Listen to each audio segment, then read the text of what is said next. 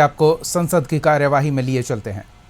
आज देश के कई गणमान्य चर्च और चर्च के समूह वक्फ बिल का समर्थन कर रहे हैं। उनको लगता है कि इसका विरोध कर हम मुस्लिम भाइयों की सिंपैथी जीतकर अपनी वोट बैंक पक्का करेंगे।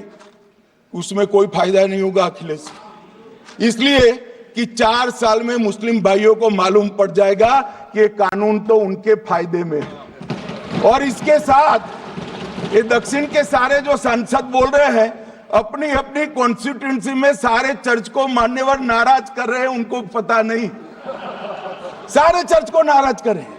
सारे चर्च ने रिजोल्व किया है कि हम खिलाफ इसका हम समर्थन करते हैं।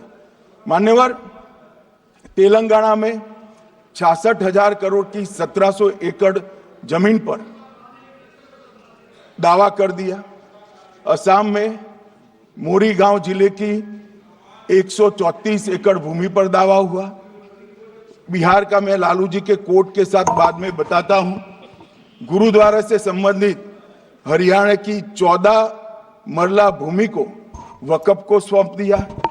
और मान्यवर, प्रयागराज में चंद्रशेखर आजाद पार्क को भी वक्फ घोषित किया। और मान्यवर, महाराष्ट्र के वडानगे गांव में महादेव की मंदिर पर दावा किया। और बीड में कंकलेश्वर मंदिर की 12 एकड़ जमीन वक्फ बोर्ड ने जबरन ले ली। मान्यवर, ये सब जब जो चल रहा है, इसमें आज भी मैं स्पष्ट करना चाहता हूं, वक्फ जो कि मुस्लिम भाइयों की धार्मिक क्रियाकलाप और उनके बनाए हुए दान से ट्रस्ट है, उसमें सरकार कोई दखल करना नहीं चाहती है। मुतवल्ली भी उनका होगा, वाकिफ भी उनका होगा, वक्फ भी उनका होगा। परंतु वक्फ की संपत्ति, इसका रख रखाव ठीक से हो रहा है नहीं। वक्फ का संचालन कानून के हिसाब से हो रहा है, निजी उपयोग के हिसाब से। सैकड़ों साल पहले किसी बादशाह ने दान किया, हमारी भाषा में कहो तो धर्मादा किया। अब इसकी संपत्ति को आप 12,000 रुपये में 5 सितारा होटल बनाने के लिए दे देते हो, ये उचित है क्या भाई? वो पैसा गरीब मुसलमान के कल्याण के लिए करिए, तलाकशुदा महिलाओं के कल्याण के लिए करिए, जो अनाथ बच्चे हैं उसके कल्याण के लिए करिए। मानिए, ये करने की जगह बेरोजगार मुसलमान युवाओं के लिए स्किलिंग का काम करिए। लाखों करोड़ों रुपए की भूमि मान्यवर, और इनकम 126 करोड़ रुपया।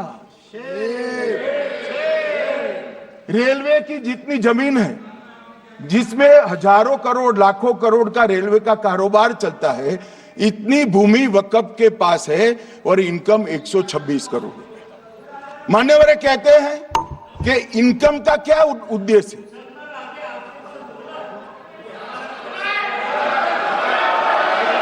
बैठ जाओ।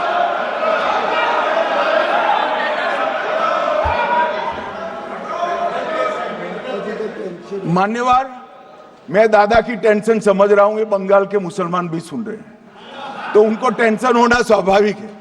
मान्यवर, लालू प्रसाद जी, आज आरजेडी के सारे सदस्य बोले, जब 2013 का अमेंडमेंट आया, मैं लालू जी का तो पूरा पढ़ना चाहता हूं, बाकी सदस्यों का सिर्फ टोकन पढ़ूंगा। लालू जी ने क्या कहा? मैडम, सरकार जो यह संशोधन विधेयक पेश किया है, सरकार की पहल का हम स्वागत करते हैं। शाहनवाज हुसैन जी और अन्य माननीय सदस्यों ने अपनी बातों को यहां रखा, मैं उसका समर्थन करता हूं। आप देखिए, सारी जमीनें हड़प ली गई है, चाहे सरकारी हो या गैर सरकारी। वक्फ बोर्ड में जो काम करने वाले लोग हैं, उनके द्वारा सारी प्राइम लैंड को बेच दिया गया है। पटना में ही डाक बंगले की जितनी प्रॉपर्टी, सब अपार्टमेंट बन गए। इस तरह की काफी लूट खसोट हुई है। हम संशोधन विधेयक तो आपको अंत में लाए हैं, समर्थन करते हैं, लेकिन मैं चाहता हूं कि भविष्य में आप कड़ा कानून लाइए और ये जो चोरी करने वाले लोग हो, उनको जेल की सलाखों के पीछे। अब सब लालू प्रसाद की इच्छा इन्होंने तो पूरी नहीं की, नरेंद्र मोदी जी ने पूरी कर दी। ये लालू जी ने कहा था, एक कड़ा कानून लाइए। मान्यवर शरीफुद्दीन शरीफ उन्होंने कहा, मंत्री जी समझते हैं कि शायद इससे मुसलमानों का वोट मिल जाएगा, लिहाजा मुसलमान लोगों ने भी खुद ही तबाही मचाई है, इसलिए मैं गुजारिश करूंगा कि इसके लिए आप सख्त कानून बनाइए, उनके हाथों में हथकड़ियां पहनाइए और जो उनके कब्जे किए हैं वो जमीनों बेचकर गरीब और तलाकशुदा मुस्लिम बहनों का कल्याण करिए। इसके बाद श्री हमीदुल्लाह सैयद लक्षद्वीप से थे, उनका भी इसी टोन का भाषण है। और मान्यवर, मैं आज की बात नहीं कर रहा हूं, 2013 का जो बिल कांग्रेस पार्टी लेकर आई, इसके विरोध में इनके समर्थकों ने जो कहा था, मान्यवर ये है। और क्या होगा भाई इससे? पारदर्शी ऑडिट होगी, आज ऑडिट ही नहीं हो रही, रिपोर्ट ऑनलाइन जमा करने की सिस्टम नहीं है, वो होगी, रिपोर्ट देनी पड़ेगी, बैलेंस शीट जमा करनी पड़ेगी, ऑडिट होगी, कैग के रिटायर्ड ऑफिसर ऑडिट करेंगे और मान्यवर पारदर्शिता आएगी। इससे क्यों डरना चाहिए किसी को? पारदर्शिता से क्यों? और वक्फ बोर्ड और वक्फ परिषद, इसका कोई ऑर्डर हम ऐसा नहीं लिख रहे हैं कि कोर्ट में नहीं जा सकते। आपने तो कर दिया था कि एक ऑर्डर को कोई कोर्ट में चैलेंज ही नहीं कर सकता, पूरा संविधान वहां समाप्त कर दिया मान्यवर। और मान्यवर, हम तो इसको कहते हैं कि कोई भी चैलेंज कर सकता है कायदे की अदालत में। इस देश में संविधान का राज है, ग्रीवेंसेस जिसका भी हो कोर्ट में जा सकता है। 2013 में जिसकी भूमि हड़पी, इसके ग्रीवेंसेस को भी कोर्ट के फोरम से बाहर करने का पाप एक कांग्रेस पार्टी ने किया। मान्यवर, एक अफवाह और फैला रहे, रिट्रोस्पेक्टिव इफेक्ट से आ रहा है। मैं स्पष्ट कर देना चाहता हूं, इस सदन में बोलने के वक्त जिम्मेदारी के साथ बोलना चाहिए। अगर ये कानून का पहला पेज और तीसरी तक धाराएं भी पड़ी होती तो इसमें स्पष्ट लिखा है, ये कानून का अमल जिस दिन पारित होने के बाद भारत सरकार नोटिफिकेशन बाहर निकालेगी, उस दिन के बाद होगा। मतलब रिट्रोस्पेक्टिव इफेक्ट नहीं है, मगर मुस्लिम भाइयों को डराया जा रहा है कि रिट्रोस्पेक्टिव इफेक्ट से आएगा।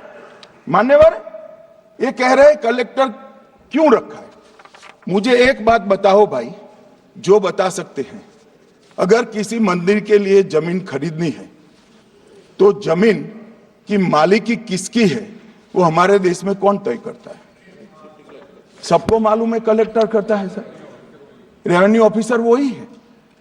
तो अगर वक्फ की भूमि जो वक्फ कर रहा है उसकी है या नहीं है, इसकी जांच कलेक्टर करे तो इसमें आपत्ति क्या है? वक्फ तो दान है भाई, और दान अपनी संपत्ति का किया जा सकता है, किसी और की संपत्ति का नहीं किया जा सकता। गांव में कोई बेचारा अमेरिका गया है 4 महीने पढ़ने के लिए, घूमने के लिए, आता है तो कि वक्फ घोषित हो गया।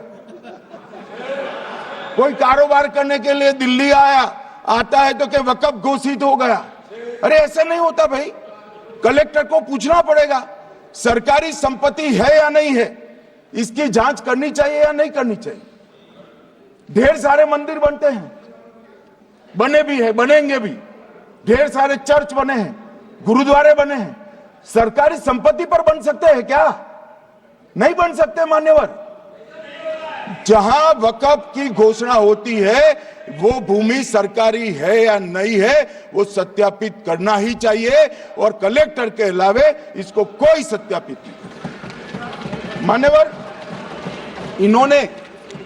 इन्होंने मैंने पहले भी बताया मान्यवर, कोर्ट को भी रास्ते से निकाल दिया। मैं बाद में बात करता हूं मान्यवर, ये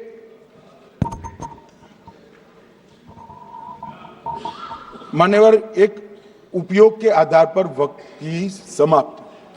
मान्यवर ये कह रहे हैं कि सैकड़ों सालों से वहां प्रैक्टिस है। अब वो तो वक्फ रजिस्टर हो गया, आपने घोषित कर दिया, वक्फ में रजिस्टर भी हो गया, अब इसका सवाल नहीं है। मगर सैकड़ों साल की प्रैक्टिस, मुगलों के समय की प्रैक्टिस, आज घोषित की जा सकती है क्या? अगर वहां नमाज पढ़ रहे हैं तो लोग देखते होंगे, कब्रिस्तान होगा लोग देखते होंगे, दरगाह होगी तो लोग देखते होंगे, और घोषित भी हो चुका होगा, रजिस्टर भी हो चुका होगा। अब अगर आप वक्फ घोषित करना है तो उसको ऐसे नहीं कर सकते मान्यवर, अधिकृत करना चाहिए। मान्यवर, जो दूसरा सुधार लेकर आए किरण जी, वो ही है कि धारा 36 में वक्फ संपत्तियों को बिना किसी स्पष्ट प्रक्रिया से, मालिकी की प्रक्रिया से पंजीकृत नहीं किया जा सकता। मान्यवर, अपील का प्रावधान वर्तमान में अधिनियम में ट्रिब्यूनल के निर्णय के खिलाफ अपील करने का कोई प्रावधान नहीं है। ये दृष्टिभ्रम खड़ा कर रहे थे गोगाई जी कि हाईकोर्ट में जा सकते। हाईकोर्ट में सिविल सूट नहीं जा सकता, रीट के अधिकारों का उपयोग कर हाईकोर्ट में जा सकते हैं। सिविल सूट में ज्यादा प्रोटेक्शन मिलता है मूल मालिक को। आपने सिविल सूट को खत्म कर दिया था, रीट के जुडिक्शन बहुत सीमित है, हम सब जानते हैं कि ये सीमित कर दिया गया था, आप भी जानते हो, मगर आपको वोट बैंक चाहिए। मान्यवर, ये हमारा स्पष्ट सिद्धांत है भारतीय जनता पार्टी की, मोदी सरकार का, कि वोट बैंक के लिए हम कोई कानून नहीं लाए। कानून न्याय के लिए होता है, कानून लोगों के कल्याण के लिए होता है। इन्होंने कहा कैसे कैसे कानून आए हैं, मैं बता देता हूं साहब।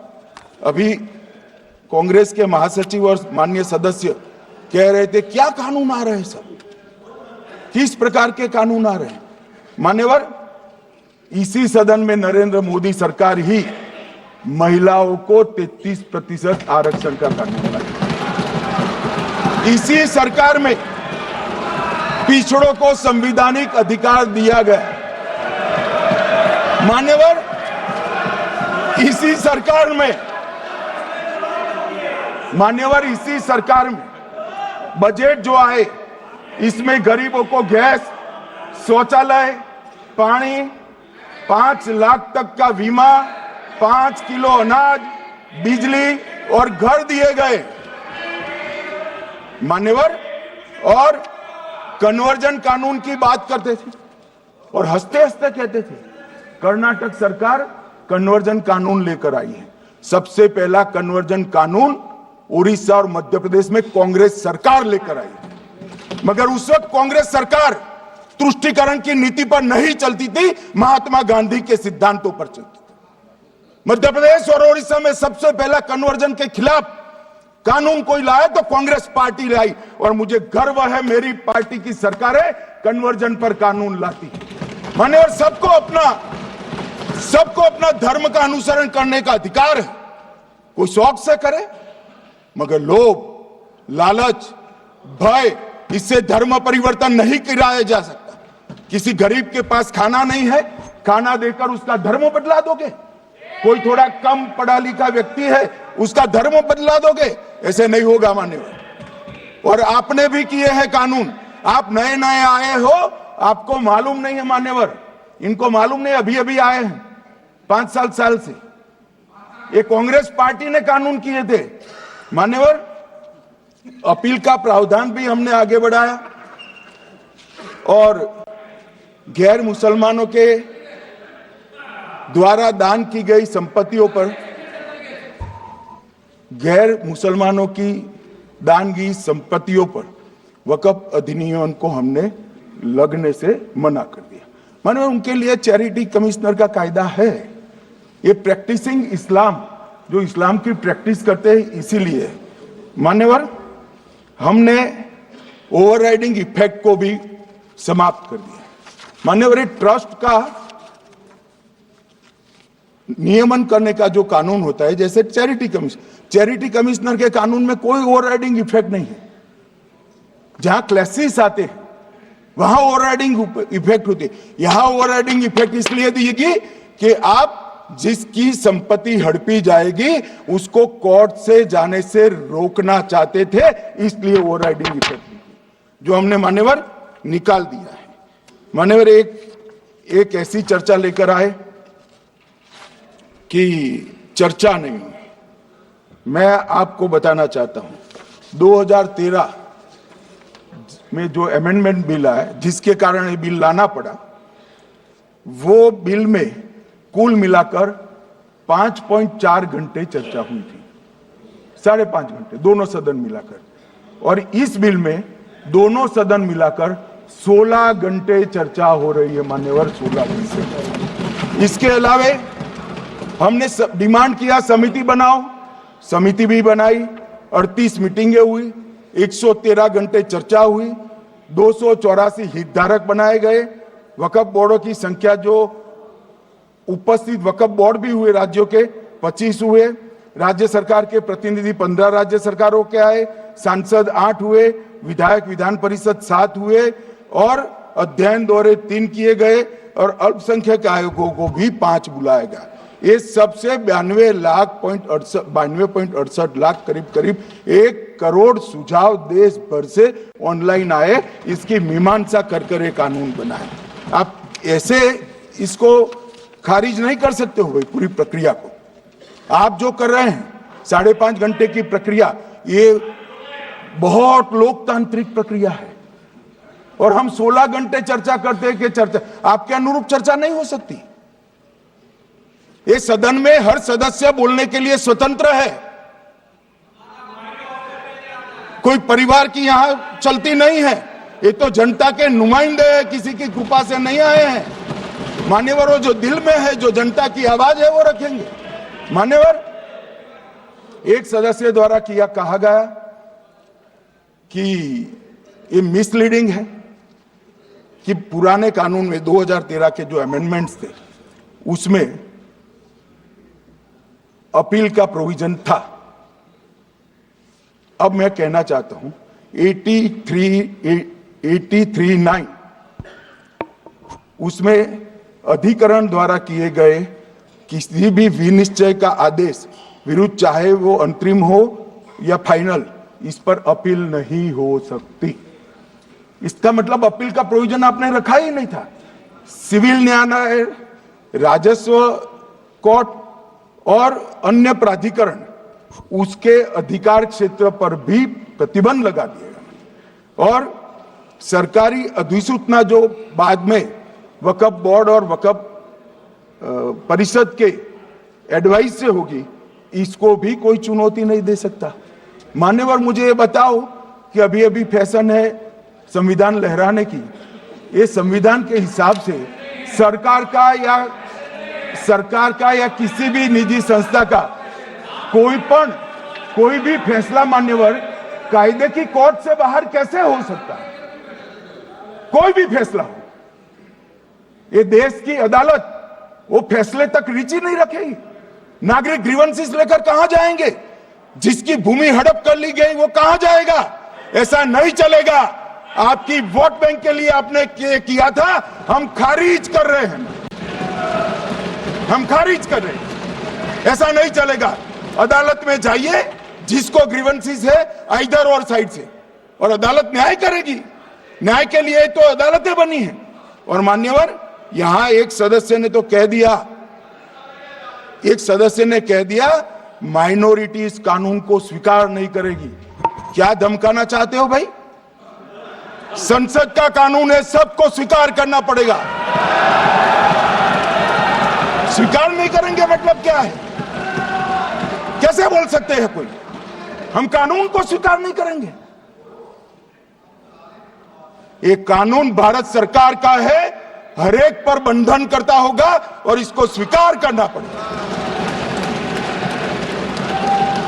मान्यवर, ये हमने तो खैर वक्फ को छेड़खानी नहीं की। वक्फ बोर्ड और वक्फ परिषद के अंदर बदलाव किया है, मगर वक्फ के लिए भी क्या क्या जजमेंट आए। सैयद फजल पुकोया थंगल बनाम भारत संघ 10/11/28 को केरल उच्च न्यायालय ने उन्होंने कहा वक्फ बोर्ड एक स्टैट्यूटरी बॉडी है, यह मुस्लिम समुदाय का प्रतिनिधि निकाय नहीं है। इसका फंक्शनिंग मान्यवर एडमिनिस्ट्रेटिव है।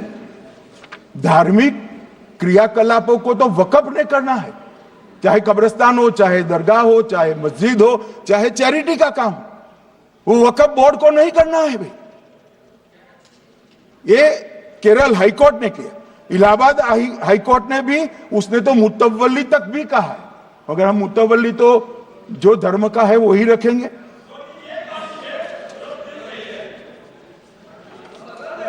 मान्यवर, इन्होंने कहा एक मुतवल्ली के कर्तव्य विशुद्ध रूप से धर्म निरपेक्ष कैरेक्टर है, मगर हम मुतवल्ली को छू नहीं रहे। मान्यवर ये कह रहे थे, मान्यवर ये कह रहे थे कि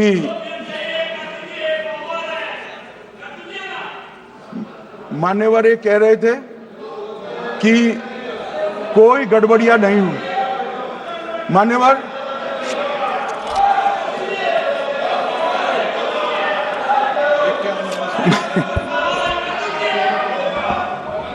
मान्यवर 2013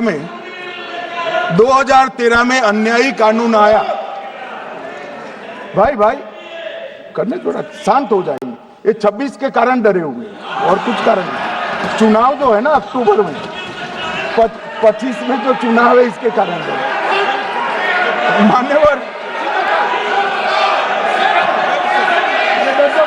भाई बैठ जाओ।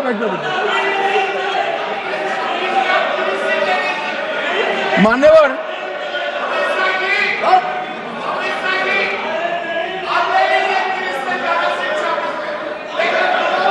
बैठ जाओ। बंगाल में आकर कहूंगा ये राजनीतिक हिसाब किताब का अखाड़ा नहीं है, छाती पर ठोक कर कहूंगा, ज्यादा सिखाएंगे।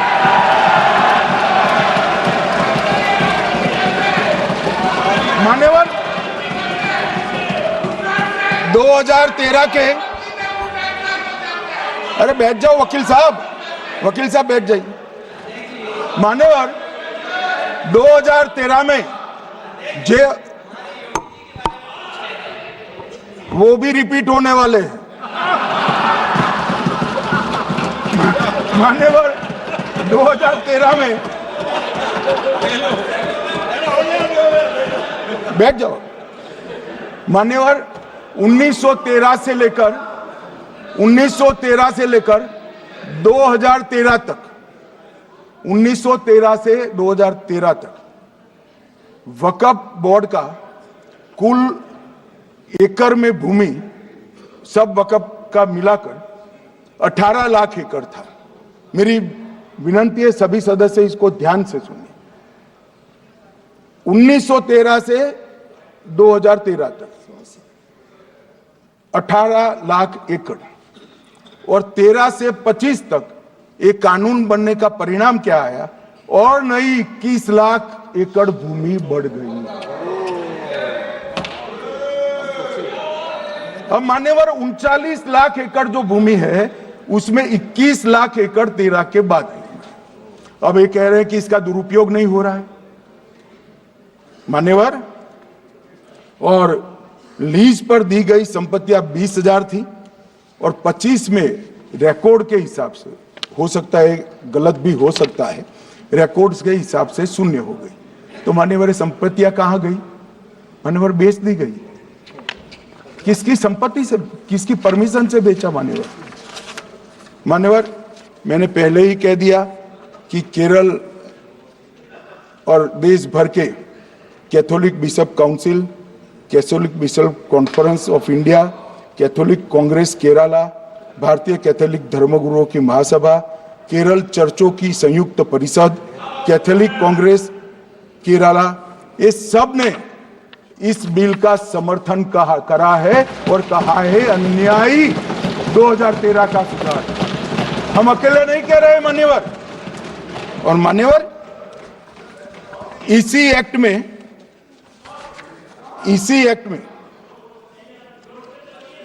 हमने एक बात कही कि जो योगदान था वक्फ बोर्ड का वो 7% से घटाकर 5% कर दिया। मान्यवर अब ये जो कह रहे हैं ये मुसलमान भाइयों के हित में कह रहे हैं जिसका विरोध कर रहे हैं या अहित में? अगर 7 से 5% हमने कम किया तो कहां जाएगा? वो वक्फ में रहेगा। वक्फ बोर्ड का कम किया है। जो मस्जिद चल रही है उसको हमने 2% बढ़ाया है। ये उल्टा समझ रहे हैं मान्यवर। ये बिल जमीनों की सुरक्षा प्रदान करेगी मान्यवर। किसी की जमीन अब घोषणा मात्र से वक्फ नहीं बनेगी, उसको प्रोटेक्शन मान्यवर। पुरातत्व विभाग और एएसआई की जमीन को हम सुरक्षा देंगे। आदिवासी भाइयों की शेड्यूल 5 और शेड्यूल 6 की जो जमीन है वो सुरक्षित हो जाएगी। निजी संपत्ति जो आम नागरिकों की है वो भी सुरक्षित हो जाएगी। और वक्फ करने के लिए स्वामित्व को दान तो साहब अपनी संपत्ति का ही कर सकते हैं, गांव की संपत्ति का दान नहीं कर सकते। तो वक्फ निजी संपत्ति से ही स्वामित्व के बगैर नहीं हो पाएगा। इसमें पारदर्शिता लाने के लिए सूचना की प्रक्रिया को दाखिल किया गया है। वक्फ बोर्ड की वक्फ की जो संपत्ति घोषित करने की अधिकार थे उसको समाप्त कर दिए। कलेक्टर से सर्टिफाइड कराना पड़ेगा और नए वक्फ पारदर्शी तरीके से पंजीकृत भी करने पड़ेंगे। रजिस्ट्रेशन के बगैर कोई संस्था नहीं चल सकती।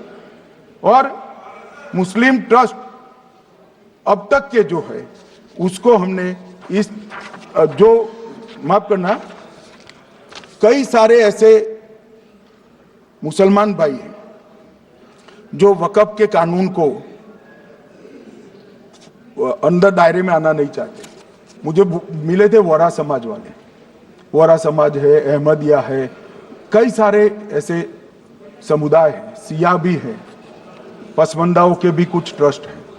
वो सभी को मैं एक आनंद का